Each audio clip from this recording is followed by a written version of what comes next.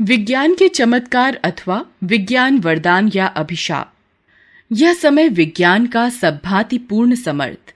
खुल गए हैं गूढ़ संस्कृति के अमित गुरु अर्थ। चीरता तुमको संभाले बुद्धि का पतवार। आ गया है ज्योति की नवभूमि में संसार। रामधारी सिंह दिनकर। आज का युग विज्ञान के चमत्कारों का युग है। आज विज्ञान ने मानव जीवन को चहुं ओर से ढक लिया है। जीवन के प्रत्येक क्षेत्र में विज्ञान ने क्रांति उपस्थित कर दी है। वैज्ञानिक चमत्कारों ने सृष्टिकर्ता ब्रह्मा को भी चकित कर दिया है। विज्ञान की चकाचौंध देखकर सृष्टिकर्ता स्तब्ध रह गए हैं। विज्ञान की उपलब्धियों पर राष्ट्रकवि रामधारी सिंह दिनकर की उपर्युक्त पंक्तियां अतिशयोक्तिपूर्ण नहीं, अपितु वास्तविकता से पूर्ण हैं। आज का विज्ञान मानव के लिए साक्षात कल्पतरु तथा कामधेनु है। इस विज्ञान ने मानव की हर इच्छा को पूरा किया है तथा प्रकृति को उसकी चेरी बनाकर स्वर्ग की सुंदर कल्पना को पृथ्वी लोक पर ही साकार करना प्रारंभ कर दिया है। आज उसने मनुष्य को अपरिमित शक्ति प्रदान की है तथा अनेक वैज्ञानिक उपकरणों द्वारा काल तथा स्थान की बाधाएं मिटा दी।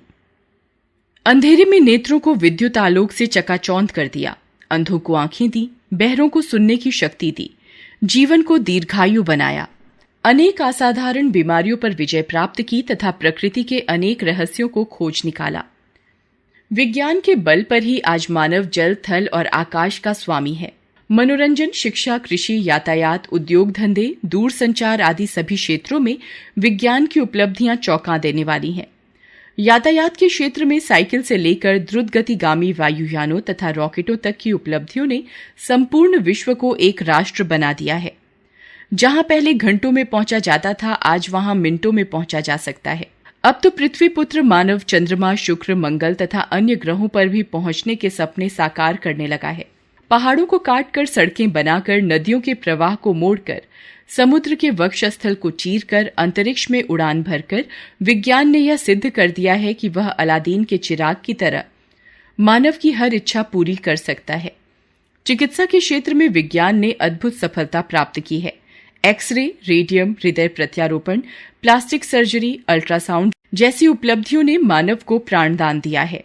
मनोरंजन के क्षेत्र में चलचित्र, दूरदर्शन जैसे आविष्कारों ने मानव जीवन को सुविधा संपन्न तथा मनोरंजन पूर्ण बना दिया है। Radio, telephone, fax, mobile, email, internet आदि ने वसुधैव कुटुंबकम का सपना साकार करने में कोई कसर नहीं रखी है। विश्व के किसी भी भाग में घटी घटना कुछ ही क्षणों में संपूर्ण विश्व में पहुंच जाती है। उद्योग धंधों के क्षेत्र में विशालकाय मशीनें दिन रात मानव सुविधाएं जुटाने में लगी हैं। आज तो मानव मस्तिष्क का काम कंप्यूटर करने लगा है। जीवन के विभिन्न क्षेत्रों में मंगलमय सिद्ध होने वाला यह विज्ञान मानव के लिए अभिशाप भी सिद्ध हो रहा है। विज्ञान द्वारा प्रदत्त भयंकर आणविक अस्त्रों शस्त्रों से संपूर्ण मानव जाति के विनाश का खतरा उत्पन्न हो गया है। जापान के 2 शहरों हिरोशिमा और नागासाकी पर अमेरिका द्वारा गिराए गए परमाणु बम से हुआ विनाश इसका साक्षी है। विज्ञान तथा उसकी यांत्रिक उन्नति ने मानव को भौतिकवादी तथा जड़ बना दिया है। मशीनों के अत्यधिक प्रयोग से बेकारी की समस्या बढ़ गई है। ईश्वर तथा धर्म के प्रति अनास्था का भाव भी विज्ञान की ही देन है। वैज्ञानिक अस्त्रों शस्त्रों की होड़ के कारण संसार में अशांति, घृणा तथा पारस्परिक विद्वेष बढ़ता जा रहा है। आज मनुष्य मशीनों का दास ही नहीं, स्वयं मशीन की भांति जड़ हो गया है तथा मानवीय मूल्यों से दूर होता जा रहा है। सच्चाई यह है कि विज्ञान को अभिशाप बनाने में बेचारे विज्ञान का कोई दोष नहीं। इसे अभिशाप बनाने वाले वे लोग हैं जो अपने स्वार्थ के कारण इसकी शक्तियों का दुरुपयोग करते हैं। वास्तव में विज्ञान तो एक आज्ञाकारी सेवक है जो मानव के सुख, समृद्धि और कल्याण के लिए कुछ भी कर सकता है।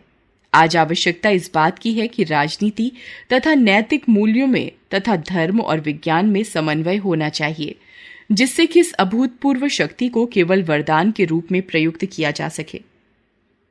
जिसने नई सभ्यता दी है मानव की संतान को, श्रद्धा युक्त प्रणाम है मेरा इस विज्ञान महान को।